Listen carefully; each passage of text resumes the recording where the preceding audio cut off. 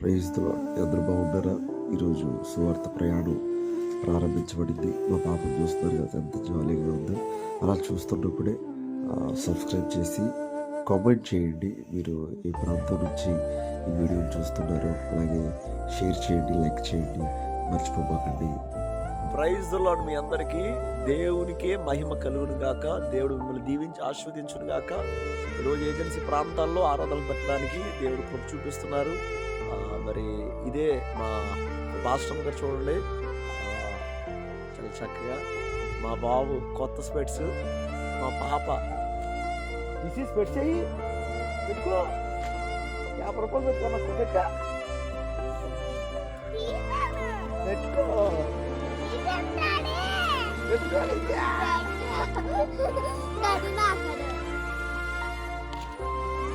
పాట పాడరా, పాట పాడు, పాట పాడు.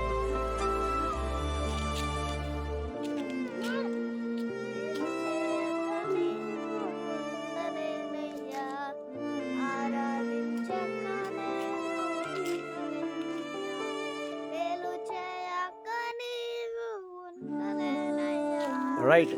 ఈ ప్రాంతాల్లో పరిచయం చేయడానికి దేవుడు కృప చూపిస్తున్నారు.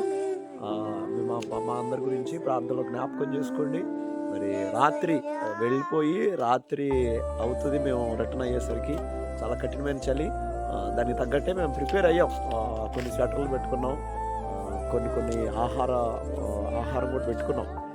రైస్ కర్రీ అన్నీ పెట్టుకుని ప్రిపేర్ చేసుకొని మేము కొండ ఇప్పుడు ఎక్కుతున్నాం. ఇదే చూడండి మా మార్గం. ఈ మార్గం కూడా మేము వెళ్ళాల్సిన పరిస్థితి. మీ అందరూ ప్రార్థనలో జ్ఞాపకం చేసుకోండి. ఈ ప్రాంత ప్రజల రక్షణార్థమై మీ అందరూ కూడా గురిగలి ప్రార్థన చేయండి. తప్పుకోకుండా ఈ ప్రాంతాలన్నీ కూడా క్రీస్తు ప్రాంతాలుగా మారిపోను. ఆమేన్. Praise the lord.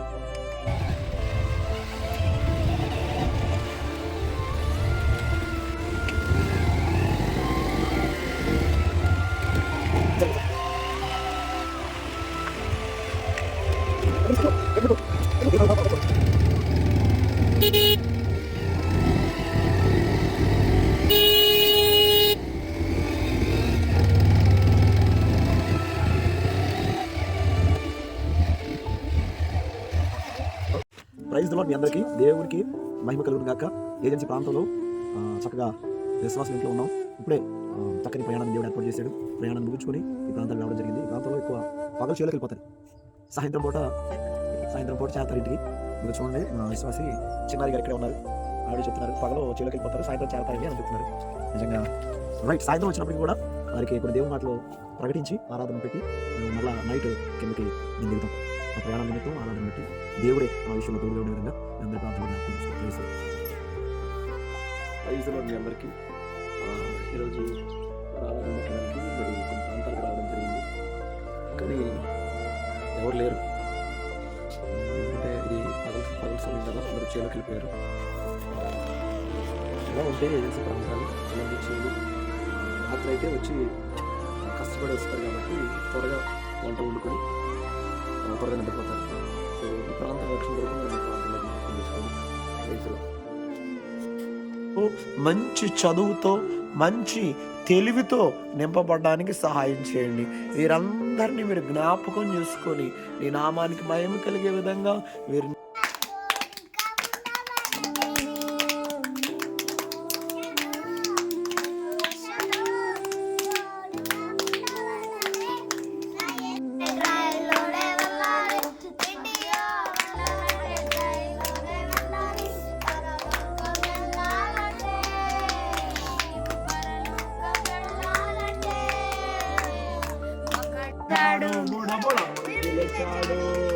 మునిగిలేచాడు, బుడబుడ మునిగిలేచాడు. ఎలీషా మాట విన్నాడు, వింటూనే యొర్దానులో మునిగిలేచాడు. నయమాను ఎలీషా మాట విన్నాడు, వింటూనే యొర్దానులో మునిగిలేచాడు. మునిగిలేచాడు, బుడబుడ మునిగిలేచాడు, మునిగిలేచాడు, బుడబుడ మునిగిలేచాడు, మునిగిలేచాడు, బుడబుడ మునిగిలేచాడు. హల్లెలూయా. హల్లెలూయా. స్తోత్రం స్తోత్రం స్తోత్రం స్తోత్రం. స్తుతి స్తుతి స్తుతి స్తుతి స్తుతి స్తుతి స్తుతి. ప్రభువా. ఈ బిడ్డలకి మంచి ఆరోగ్యమునివ్వండి నాయన, మంచి జ్ఞానాన్ని ఇవ్వండి నాయన, మంచి వివేకాన్ని ఇవ్వండి నాయన, మంచి చదువునివ్వండి నాయన. రాబోతున్న రోజుల్లో అత్యున్నతమైన స్థాయిలో నిలబడాలి ప్రభువా. ఒక్కొక్కరు ప్రభువా ఈ ఊరికి వెలుగుగా నిర్మించబడాలి. చూడండి, మా చర్చి ముందు చెట్లు, తుప్పలు, పిచ్చి పిచ్చి మొక్కలన్నీ చేసరికి చాలా నడవడానికి కూడా ఇబ్బందిగా ఉంది. 3 వర్షాలు కదా, ఇప్పుడు ఇవన్నీ కూడా క్లీన్ చేసేస్తున్నాము. దేవుడు కృప చూపించారు. మా మందిరం గురించి మీ అందరి ప్రాంతంలో జ్ఞాపకం చేసుకోండి. అలా చూస్తూ ఉన్నప్పుడే సబ్స్క్రైబ్ చేయండి, అలాగే లైక్ చేసి షేర్ కూడా చేయండి.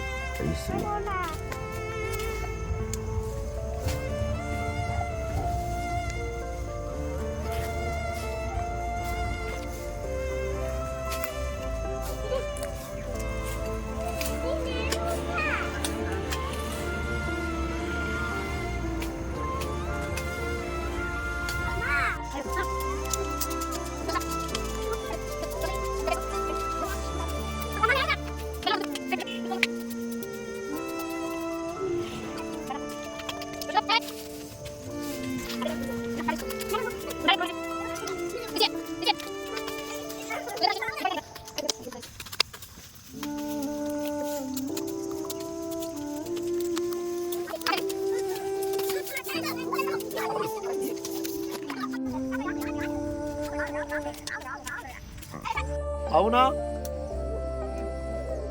ఆయన కాపరి తత్వం, యెహోవాయే నా కాపరి. ఆయన కాపరి తత్వం తెలిస్తే ఎవరైనా ఆశ్చర్యపోవాల్సిందే. ఏంటి ఆయన కాపరి తత్వంలో ఉన్న అంత ప్రత్యేకత అంటే,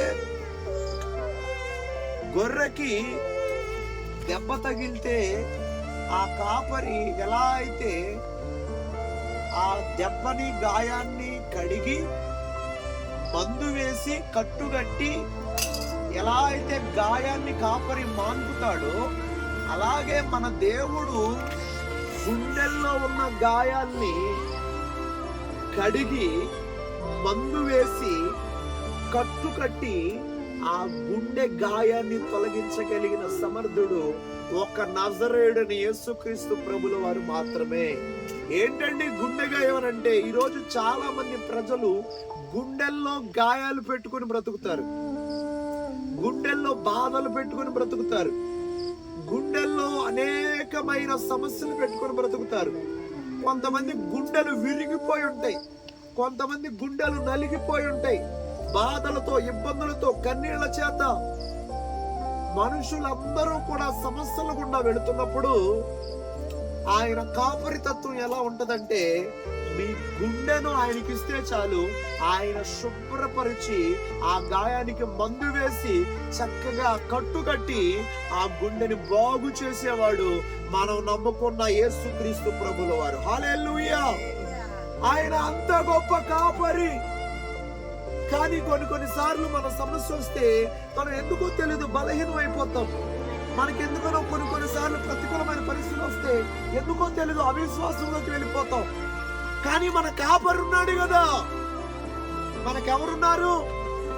మన గొప్ప కాపరి అయిన దేవుడు ఉన్నాడు. మనకి గాయం తగిలిన ఆ కాపరి వైపే చూడాలి, మన గుండె చెదిరిపోయిన ఆ కాపరి వైపే చూడాలి. ఓ భక్తుడు ఒక పాట రాశాడు, గుండె చెదరిన వారిని బాగు చేయు వాడవు. ఆ గొంతు బాలేదు, కానీ ఆ భక్తుడు చాలా చక్కని పాట రాశాడు. ఏంటంటే, గుండె ఎవరైతే చెదిరిపోతారో ఆ చెదిరిపోయిన గుండెలన్నీ కూడా బాగు చేయగలిగిన ఏకైక దేవుడు ఆయన ప్రభు అయిన యేసుక్రీస్తు. హల్లెలూయా! గమనించండి ప్రియులారా, మన గుండెలను ఆయనకిస్తే, అనగా మన సమస్యలను ఆయన దగ్గర పెట్టాలి, మన ఇబ్బందులు ఆయన దగ్గర పెట్టాలి, మన అనారోగ్య పరిస్థితులు ఆయనకు చెప్పుకోవాలి. జ్వరం వచ్చిన, వాంతులు వచ్చిన, కష్టాలు వచ్చిన, తలనొప్పి వచ్చిన, ఒళ్ళు సలుపులు వచ్చిన, ఏదైనప్పటికీ అయ్యా నా కాపరి ఎక్కడున్నావు? నేను గొర్రె లాంటి వాడిని, నేను గొర్రె లాంటి దాన్ని, ఇప్పుడు నాకు గాయమైంది, ఇప్పుడు నాకు బాగోలేదు, అయ్యా నా కాపరి నా దగ్గరికి రా అని పిలవగానే ఆయన మేఘ వాహనం ఎక్కి ఆయన నీ దగ్గరికి రావడానికి సిద్ధంగా ఉన్నాడు. హల్లెలూయా. కాబట్టి ఒకే ఒక మాట గుర్తుపెట్టుకోండి, ఆయనే మన కాపరి. ఈ చిన్న మందిరమైనా, ఈ చిన్న మందైనా, చిన్న మందను కూడా ఆయన లెక్కలోకి తీసుకొని ప్రేమించే ప్రేమామయుడు. ఇద్దరున్నారు. ఈ సంఘం వేస్ట్, ఈ సంఘం చిన్నది, ఈ సంఘం దగ్గరికి దేవుడు వెళ్ళడు అని అంటాడా? లేదు. ఆయనకు ఒక్కళ్ళున్నా, ఇద్దరున్నా, 1000 మంది ఉన్నా, 2000 మంది ఉన్నా, 2 లక్షల మంది ఉన్నా, ఆయన ఎవరి కోసమైన వచ్చే దేవుడు. కాబట్టి గమనించండి ప్రియులారా, మన దేవుడు మంచి కాపరి. మన దేవుడు ఎవరు? మంచి కాపరి. ఆయన కాపరి తత్వం అనేది మనం ఇంకా లోతుగా ఆలోచించుకోవాలి అన్న ఆలోచన మనకు పుట్టాలి. తద్వారా ఆయన గొప్ప గొప్ప దీవెనల ఆశీర్వాద కార్యాలు చేస్తాడు. ఆయన మనల్ని ప్రేమించేవాడు, ఆయన మనల్ని ముద్దు పెట్టుకునేవాడు, ఆయన మనతో స్నేహం చేయాలని ఆశపడుతున్నాడు, ఆయన నీతో మాట్లాడాలని ఆశపడుతున్నాడు, నీ దగ్గరికి రావాలని ఆశపడుతున్నాడు, నీ దగ్గరే ఉండాలని ఆశపడుతున్నాడు. ఒకటి గమనించండి, ఇప్పుడు మీరు ఇంట్లోకి నన్ను రానివ్వకపోతే నేను రావగలనంటారా? రాలేను కదా. కానీ మీరు ఇంటిలోకి నన్ను రానిచ్చారనుకోండి, నేను వస్తాను కదా. అలాగే మన గుండెల్లోకి యేసయ్యను రానివ్వాలి. మన గుండెల్లోకి ఎవరిని రానివ్వాలి? యేసయ్యను రానివ్వాలి. మన గుండెల్లోకి ఆయనకి ఆహ్వానాన్ని పలకాలి. కాబట్టి గమనించండి ప్రియులారా, యేసయ్యతో మాట్లాడదాం. కాపరిగా ఆయన గొప్ప కాపరి, ఆయన మంచివాడు, మనల్ని ప్రేమించేవాడు, గుండె చెదిరిపోయిన మన గుండెల్ని కట్టేవాడు. కాబట్టి మన గుండెలన్నీ కూడా ఆయన సమర్పించుకున్న, ప్రార్థన చేసుకున్న మహాగణుడు, ప్రేమ కలిగిన తండ్రి, గుండె చెదిరిపోయి ఉన్నావయ్యా, గుండె గలిబిలుతో ఉన్నావయ్యా, గుండె చాలా ఇబ్బందిగా ఉందయ్యా. ఆ సంఘాన్ని ప్రభు ఒకసారి జ్ఞాపకం చేసుకున్నాయా. Praise lord. మీ అందరికీ బాగున్నారా? దేవుడు మిమ్మల్ని దీవించి ఆశీర్వదించుగాక. ఈరోజు ఏజెన్సీ ప్రాంతాల్లో దేవుడు చూపించారు. రాత్రి అయిపోయింది.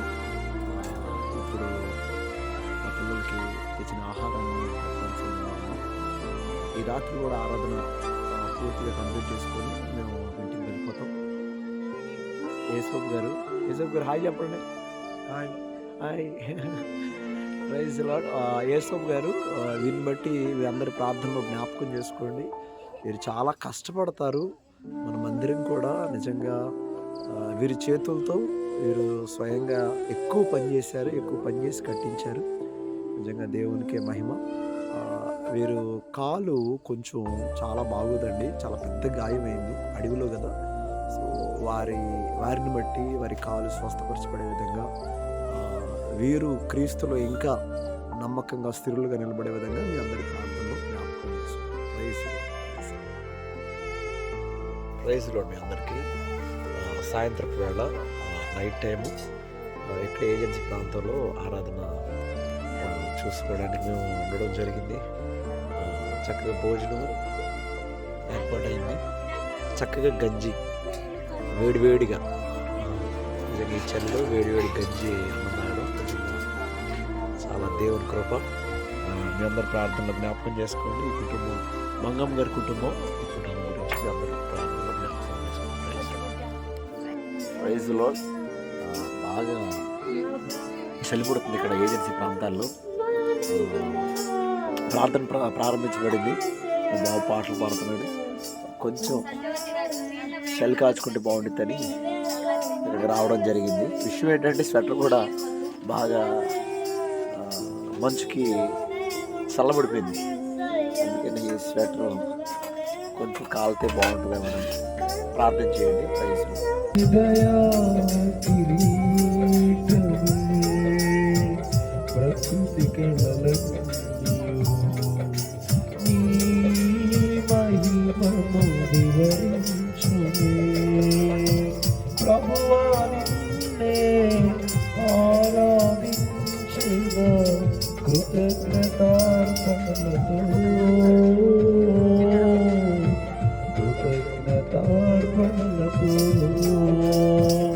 ప్రభువా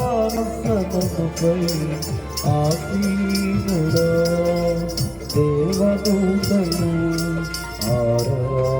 పరిశుద్ధుడా అత్యున్నత సింహాసనముపై ఆసీనుడా దేవదూతలు ఆరాధించు పరిశుద్ధుడా యేసయ్యా నా నిలువెల్ల నిండియున్నావు నా మనసారని సన్నిధిలో సాగిలపడి నమస్కారము చేసేదా సాగిలపడి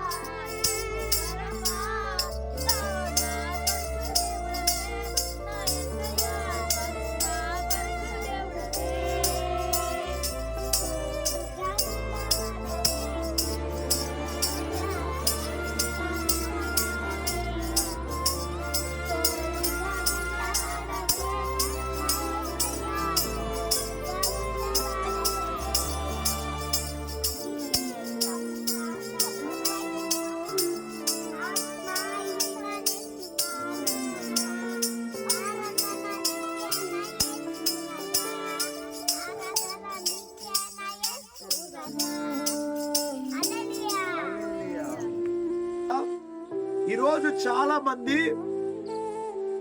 ఈ ముళ్ళలో చిక్కబడిన గొర్రె వలె కొంతమంది త్రాగుడికి చిక్కుకునే వాళ్ళు ఉన్నారు, కొంతమంది వ్యసనాలకు చిక్కుకునే వాళ్ళు ఉన్నారు, కొంతమంది పాపానికి చిక్కుకునే వాళ్ళు ఉన్నారు, జోదానికి చిక్కుకునే వాళ్ళు ఉన్నారు, సెల్ ఫోన్కి చిక్కుకునే వాళ్ళు ఉన్నారు, సినిమాలకి చిక్కుకునే వాళ్ళు ఉన్నారు, సినిమా పాటలకు చిక్కుకునే వాళ్ళు ఉన్నారు. కానీ గమనించండి ప్రియులారా, మన దేవుడు గొప్ప కాపరి. ఆ కాపరి మనల్ని చూసి విడిచిపెట్టడానికి ఆయనకి మనసు ఒప్పుకోదు. అందుకనే సేవకుడైన ప్రతి సేవకుడిని ఈ ప్రాంతానికి దేవుడు పంపిస్తున్నాడు. హల్లెలూయా. ఒక ప్రాంతానికి సేవకుడు వెళ్ళాడు అని అంటే దానికి గల కారణం ఏంటంటే ఆ ముళ్ళల్లో చిక్కబడి ఉన్న గొర్రెలను కాపాడడానికి దేవుడు కొంతమంది సేవకులను నియమిస్తాడు. హల్లెలూయా. ఇప్పుడు యెహోవా నా కాపరి, నాకు లేమి కలుగుదని దావీదు రాజు యెహోవాతో మాట్లాడుతున్నాడు. అంటే దావీదు యెహోవాని కాపరిగా పెట్టుకున్నాడు. అంటే దావీదు దేవుణ్ణే కాపరిగా పెట్టుకున్నాడు. ఈ లోకములో ఉన్న కాపరి గొర్రెకు ముళ్ళు తగిలినా, గొర్రె చిక్కుకుపోయినా, గొర్రెకు ఏదైనా దెబ్బ తగిలినా కూడా ఈ కాపరి చూడలేడు. అవునా కదా?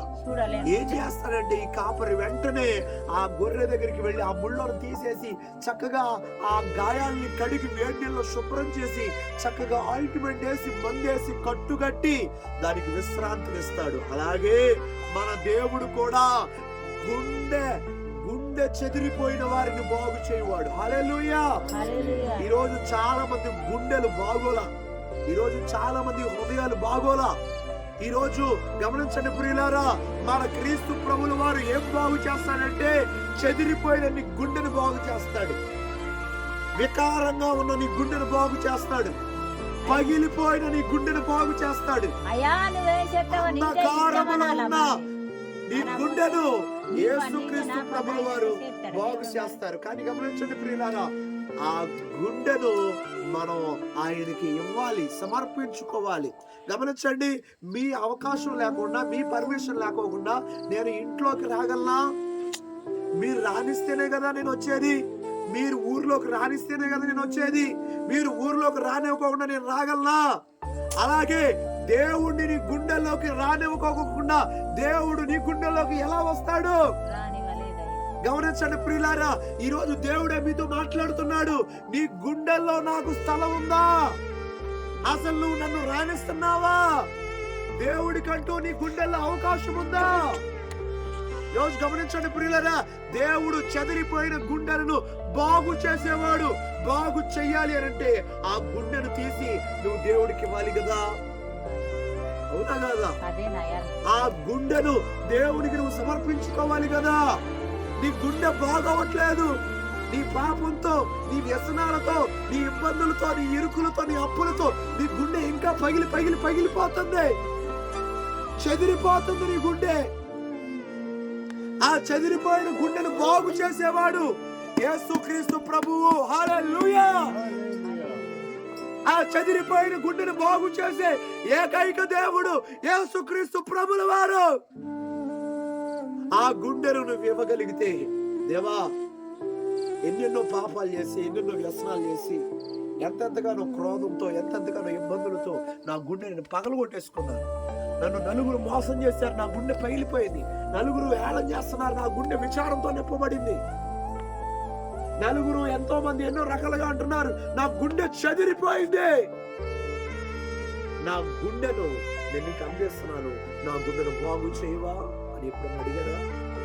నా గుండెను బాగు చేయవా, నాకు సమాధానం ఇవ్వవా, నాకు మనశ్శాంతిని ఇవ్వవా అని అడిగారా? దేవుడు అంటున్నాడు, నా శాంతిని మీకు అనుగ్రహిస్తాను అంటున్నాడు.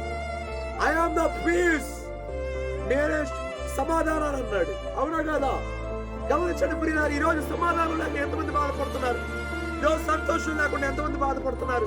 ఈ రోజు కోర్టుకు వెళ్తున్నారు, పనులు చేసుకుంటున్నారు, పంట వస్తుంది, అవి అమ్ముకుంటున్నారు, చక్కగా తింటున్నారు, పడుకుంటున్నారు. కానీ నీ గుండెల్లో సమాధానం ఉందా? నీ గుండెల్లో ప్రశాంతత ఉందా? విరిగిపోయిన నీ గుండెకు ఎప్పుడైనా దేవునికి ఇచ్చావా? ఒక్క మాట చెప్తాను వినండి, విరిగి నలిగిన హృదయాలను దేవుడు ఒక్కడే బాగు చేయగలడు. మనుషులు ఎవ్వరికి అవకాశం లేదు. ఎందుకంటే గుండెను చేసింది యేసుక్రీస్తు ప్రభుల వారే. ఒక చొక్కా చిరిగిపోతే నువ్వు ఎవరి దగ్గరికి వెళ్ళాలి? బైక్ మెకానిక్ దగ్గరికా? కాదు, టైలర్ దగ్గరికే వెళ్ళాలి. అవునా? ఒక బైక్ చెడిపోతే నువ్వు ఎవరి దగ్గరికి వెళ్ళాలి? టైలర్ దగ్గరికా? లేదు, మెకానిక్ దగ్గరికి వెళ్ళాలి. అలాగే నీ గుండెను, నీ శరీరాన్ని నిర్మించిన ఆ వ్యక్తి దగ్గర, ఆ దేవుడి దగ్గరికే నువ్వు వెళ్ళాలి. నీ గుండె బాగోకపోతే నువ్వెవరి దగ్గరికి వెళ్ళాలంటే ఆ గుండెను నిర్మించిన సర్వశక్తుడైన యేసుక్రీస్తు ప్రభుల వారి దగ్గరికి నువ్వు వెళ్ళాలి. గుండె బాగోలేదు, నువ్వెవరి దగ్గరికి వెళ్తున్నావు? త్రాగుడి దగ్గరికి వెళ్తున్నావు. నీ గుండె బాగాలేదు, నువ్వెవరి దగ్గరికి వెళ్తున్నావు? కోపం దగ్గరికి వెళ్తున్నావు. నీ గుండె బాగాలేదు, నువ్వు ఎవరి దగ్గరికి వెళ్తున్నావు? సినిమాల దగ్గరికి వెళ్తున్నావు. నీ గుండె బాగాలేదు, నువ్వు ఎవరి దగ్గరికి వెళ్తావు? నీ ఇష్టానుసారంగా ప్రవర్తిస్తున్నావు. అది శరీర పద్ధతేనా? గమనించండి ప్రియులారా, మీ గుండెలను బాగు చేయవాడు యేసుక్రీస్తు ప్రభుల వారు. హల్లెలూయా. కాబట్టి గమనించండి, అసలు ఈ రోజు ఆలోచించండి, అసలు మీ గుండె ఎలా ఉంది? మీ మనసు ఎలా ఉంది? మీరు చక్కగా పని చేసుకున్నాను, నేను కాదనట్లేదు. నిజమైన సంతోషం మీ గుండెల్లో ఉందా? నిజమైన మనశ్శాంతి మీ గుండెల్లో ఉందా? నిజమైన ప్రశాంతత నీ గుండెల్లో ఉందా? లేదు. దానికి గల కారణం ఏంటంటే గుండె బాగు చేసే వాడి దగ్గరికి మీ గుండెను ఇవ్వలేకపోతున్నారు. అసలు గుండెలను బాగు చేసేవాడు దేవుడని మీకు అర్థం కావట్లేదు. అసలు గుండెలను బాగు చేసే యేసుక్రీస్తు ప్రభుల వారి దగ్గరికి మీరు వెళ్ళలేకపోతున్నారు. హల్లెలూయా. కాబట్టి గమనించండి ప్రియులారా, ఇప్పటికే ఎంతో ఆలస్యం అయిపోయింది. మీ గుండె ఇప్పటికే చెదిరిపోయి ఉంది. మీ గుండె ఇప్పటికే విరిగిపోయి ఉంది. మీరు బాధ చేత, ఇబ్బంది చేత, ఇరుగు చేత మీ మనసులో అల్లకొల్లోలం అయిపోతున్నాయి. దానిని ఒకడు బాగు చేయగలడు. ఆయన పేరు నాజరేయుడు యేసుక్రీస్తు ప్రభుల వారు. ఎందుకంటే వాక్యం సెలవిస్తుంది, చెదిరిపోయిన గుండెలను బాగు చేయువాడు యేసుక్రీస్తు మాత్రమే. హల్లెలూయా. కాబట్టి గమనించండి ప్రియులారా, ఈ గుండెలను కూడా దేవుడికి సమర్పించుకొని దేవుని చేత జరిగించబడిన కార్యము ద్వారా మీ గుండెలను ఆనందంతో నింపుకోండి. నా మనసు పాడైపోయింది, అడగండి, ప్రభుని అడగండి. నా మనసు పాడైపోయింది, నా గుండె పాడైపోయింది, నాకు మనశ్శాంతి లేదు, నాకు సమాధానం లేదు. ఎడు చూసినా కూడా అన్ని బాగానే ఉన్నాయి కానీ పలానా వాళ్ళు మారట్లేదు. అన్ని బాగానే ఉన్నాయి కానీ నేను బాగోట్లేదు. అన్ని బాగానే ఉన్నాయి కానీ నా జీవితం బాగోలేదు. అన్ని బాగానే ఉన్నాయి కానీ నా ఇల్లు బాగోలేదు అని మీ గుండెల్లో ఉన్న కరుడు గట్టిన ఆ బాధలన్నీ, ఆ కన్నీళ్ళన్నీ కూడా ప్రభు దగ్గర పెట్టుకుంటే అప్పుడు నా ప్రభువు మీ యొక్క గుండెలను బాగు చేస్తాడు. చెదిరిపోయిన మీ గుండెలను దేవుడు మాత్రమే బాగు చేయగలిగిన సమర్థుడు. హల్లెలూయా. కాబట్టి మనం చిన్న ప్రార్థన చేసుకున్నాం, కళ్ళు మూసుకోండి. మహాగరుడ, ప్రేమ గల తండ్రి, నామానికి ప్రత్యేకమైన వందనాలు. నీవు ప్రజలందరికీ బాగా కష్టంగా బాగా మాట్లాడుతున్నాను. మా గుండెలను బాగు చేయగలిగిన